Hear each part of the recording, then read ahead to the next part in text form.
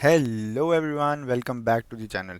तो डेप्रिसिएशन के चैप्टर में हमने रिटर्न डाउन वैल्यू मेथड के बारे में देख लिया था कि रिटर्न डाउन वैल्यू मेथड किसे कहते हैं या उसमें डेप्रिसिएशन किस तरीके से कैलकुलेट होता है। फिर हमने सेल और डिस्पोजल ऑफ एसेट के बारे में भी सब कुछ दोबारा से देख लिया था। एंड आई प्रॉमिस यू कि अगली वीडियो में हम एक बहुत बढ़िया सा क्वेश्चन करेंगे।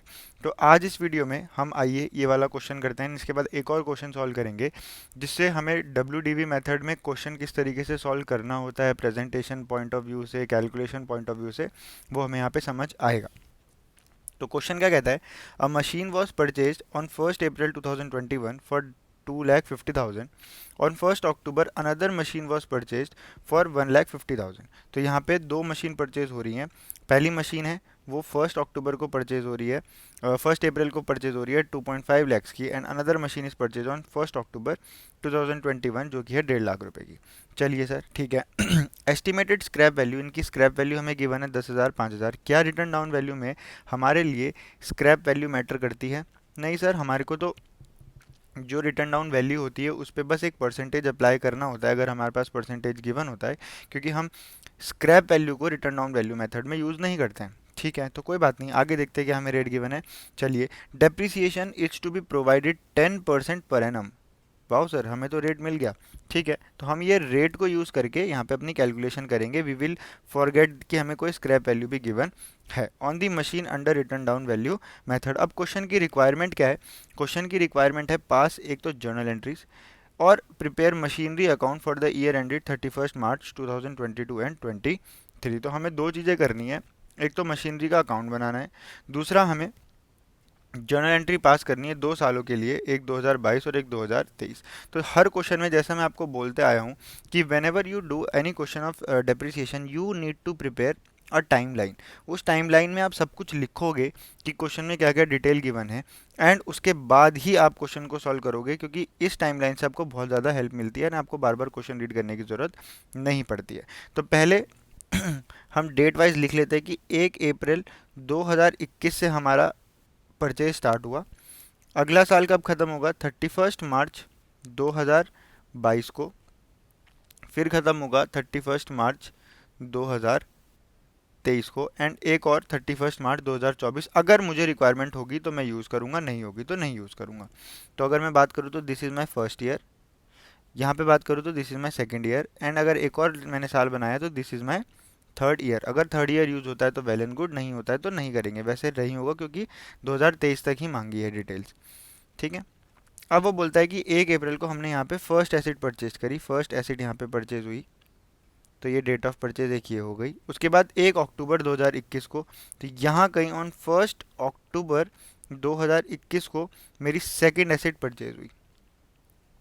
ठीक है, तो जो ये वाली एसिड है इस पे जो मेरा डेप्रिसिएशन कैलकुलेट होगा that will be for 6 months, और इस वाली एसिड पे पहले पूरे साल के लिए डेप्रिसिएशन कैलकुलेट होगा। क्लियर? यहाँ पे 6 मंथ्स, यहाँ पे 1 ईयर, एंड फिर यहाँ पे पूरा सेकेंड फुल ईयर, ये फुल ईयर के लिए अप्लाई हो जाएगा।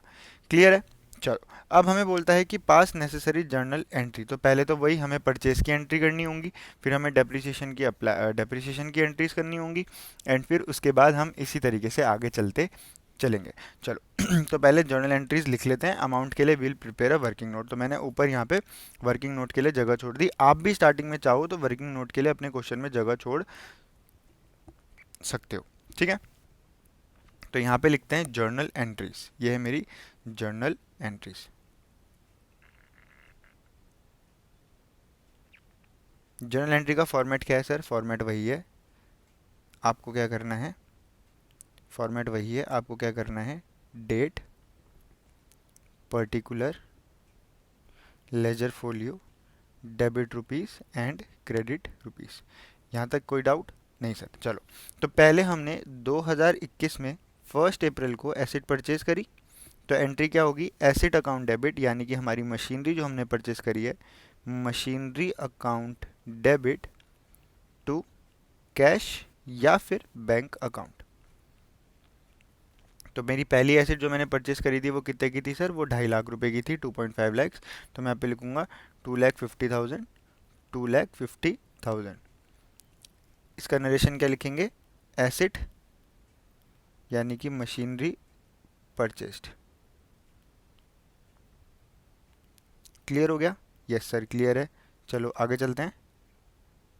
अगली एंट्री टाइमलाइन देखो, टाइमलाइन पे अगली एंट्री क्या है? Depreciation on the last day of the year applicable होता है, तो यहाँ पे डेप्रिसिएशन एप्लीकेबल होगा। उससे पहले हमारी 1 अक्टूबर की डेट आ रही है जिसमें हमने एक और एसेट परचेज करी, तो एक और एंट्री होगी परचेज की, वो है 1 अक्टूबर को। वो होगी वापस से machinery account debit, machinery account debit to cash और बैंक अकाउंट।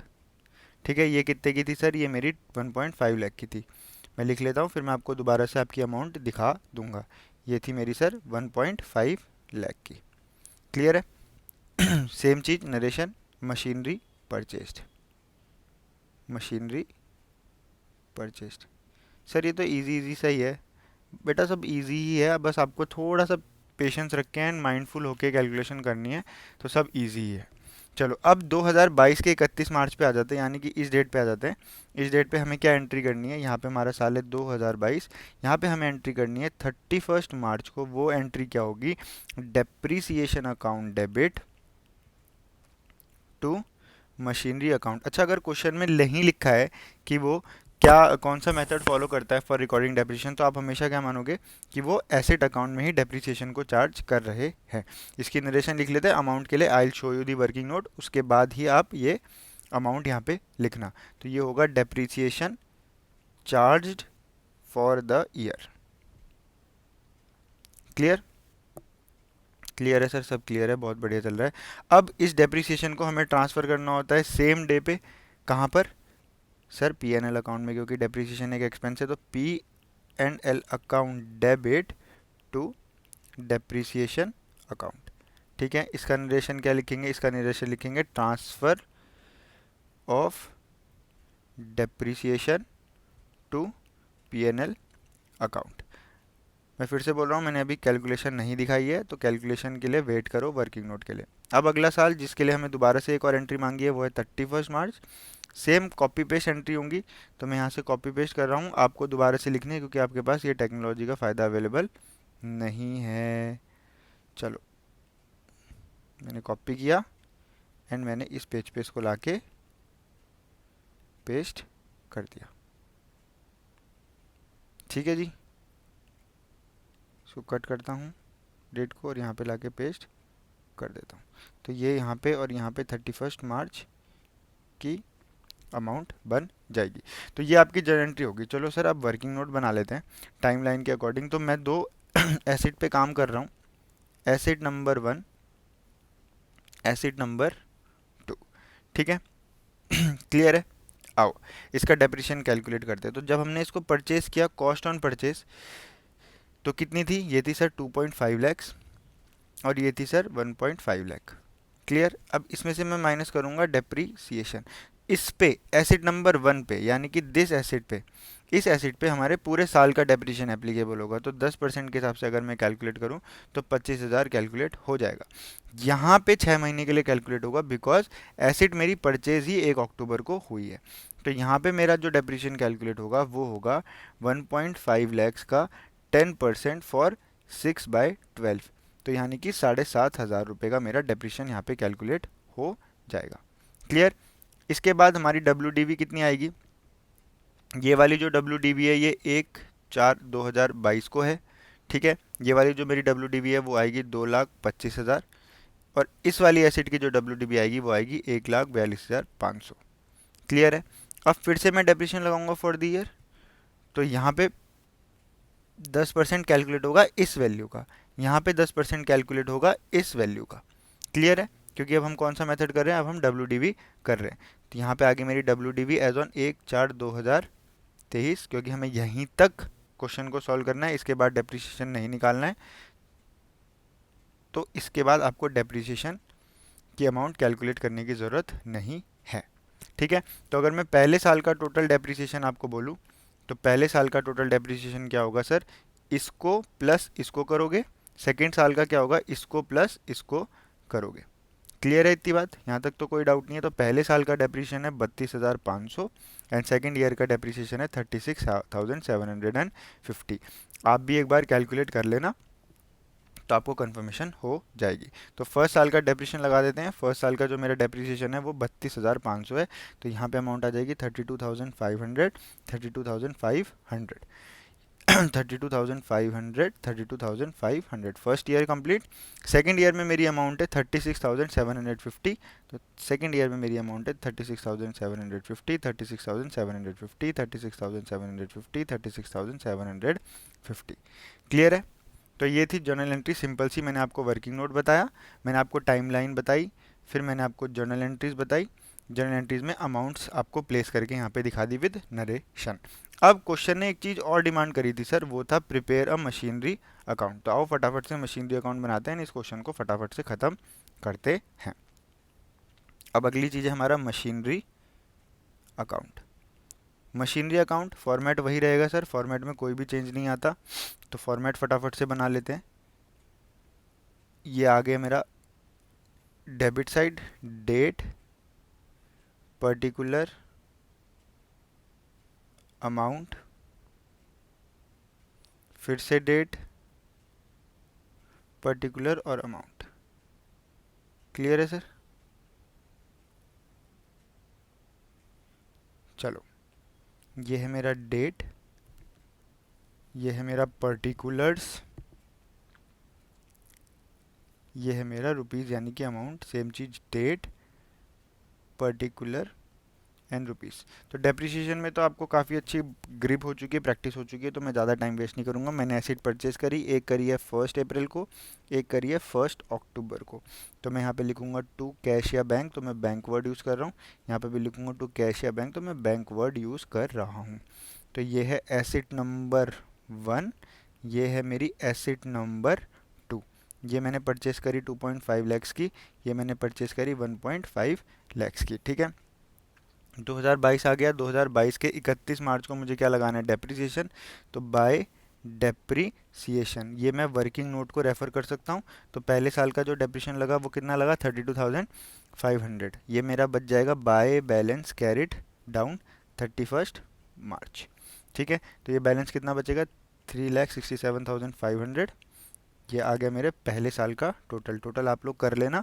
तो वैसे इसका अगर मैं टोटल करूँ तो टोटल बन रहा है मेरा 4 लैक्स। ठीक है जी। चलो अगले साल पे आ जाते हैं। अगला साल है मेरा 2022 का 1 अप्रैल।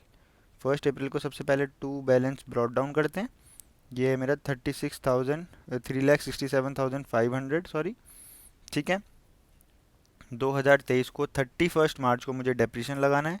तो मैं लिखूंगा बाय डेप्रिसिएशन। वर्किंग नोट को आप रेफर कर सकते हो, ये है 36,750 रुपीज़। ठीक है, 31 मार्च को मेरे पास क्लोजिंग बैलेंस बच जाएगा, WDV बच जाएगी। तो बाय बैलेंस कैरिड डाउन। अब याद रखना, जब भी आप लेजर फॉर्म बनाते हो तो आपके वैल्यूज़ कंसोलिडेट होके ही आती हैं, वहाँ पर आपको एसेट अलग अलग करके शो नहीं करनी होती हैं। ठीक है, ये आ गया आपका दूसरे साल का टोटल 3,67,500। क्लियर? अब आप यहाँ पे बैलेंस को कैरी डाउन करके ब्रॉड डाउन करके छोड़ दोगे। इस तरीके से आपका क्वेश्चन फिनिश हो जाएगा, क्योंकि क्वेश्चन ने मांगी ही 2 साल की डिटेल्स थी। तो ये हमारा मशीनरी अकाउंट यहाँ पे प्रिपेयर हो गया। फटाफट से कॉपी कर लो मशीनरी अकाउंट को। कोई भी डाउट हो तो आप मेरे से पूछ सकते हो। तो आपको रिटर्न डाउन वैल्यू मेथड समझ आया, एक इलस्ट्रेशन करी, ज़्यादा बड़ी वीडियो नहीं रखते हैं। प्रैक्टिस करो। इलस्ट्रेशन समझ आई नहीं आई, क्या समझ नहीं आया, आप मेरे से कमेंट बॉक्स में कमेंट करके पूछो। वीडियोस आती रहेंगी, प्रैक्टिस सेशंस और आते रहेंगे। तो प्लीज़ अगर आप चैनल पर नए हो तो प्लीज़ चैनल को फॉलो करो। अपने दोस्तों के साथ शेयर करो। वीडियो पसंद आई तो वीडियो को लाइक ज़रूर करो। Thank you for watching this video. Stay connected, stay fit and stay happy. जय हिंद।